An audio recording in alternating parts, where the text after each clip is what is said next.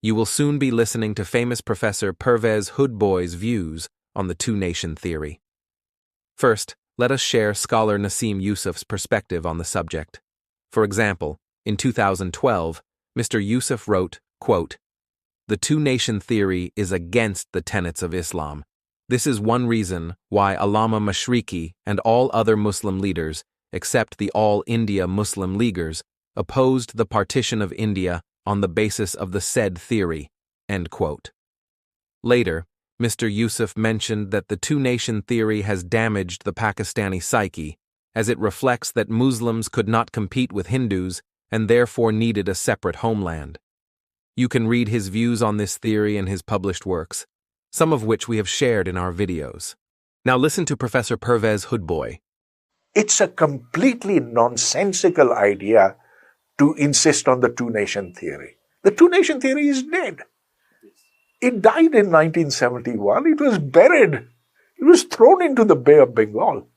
Completely nonsensical idea to insist on the two-nation theory. How can you continue to worship something that is dead, which doesn't work, and you teach it to your children and you pump it into them in this Mutaliya Pakistan? And today, Pakistan is paying the price for that. To discover the truth about who truly ended British rule, whether it was Allama Mashriqi, Jinnah, or Gandhi, and to understand how and why the British divided India, leading to the partition of Pakistan, it is essential to explore the works of the renowned scholar Nasim Yousaf. He is the author of 20 books and numerous newspaper articles, and has digitized 19 rare publications, including Al-Islah, the historic journal of Allama Mashriqi. His 2.5-hour documentary titled The Road to Freedom, Allama Mashriqi's historic journey from Amritsar to Lahore, is also highly recommended. Furthermore, explore the groundbreaking article Allama Mashriqi's Order. 300,000 Kaksar soldiers reached Delhi and the sudden collapse of British rule. Additionally, examine the piece named The British Chessboard, Jinnah, Gandhi, and the Strategic Divide of India, both authored by the said scholar.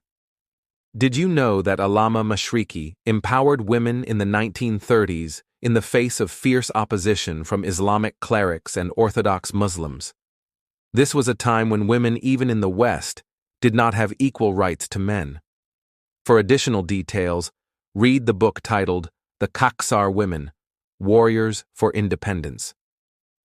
All these works have transformed our understanding of history, exposing the flawed narratives propagated by professors and so-called historians. Now, several professors, intellectuals, and journalists in Pakistan and India are quietly adopting Mr. Nasim Yousaf's revelations without giving him due credit. They are doing so because acknowledging his research would force them to admit that they had spent their careers promoting false narratives, thereby undermining their credibility and professional standing.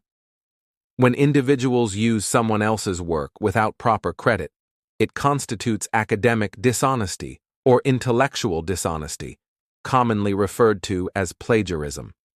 To stay informed, we encourage you to visit and subscribe to the mentioned scholars' social media platforms as well as ours. Thank you for watching this video.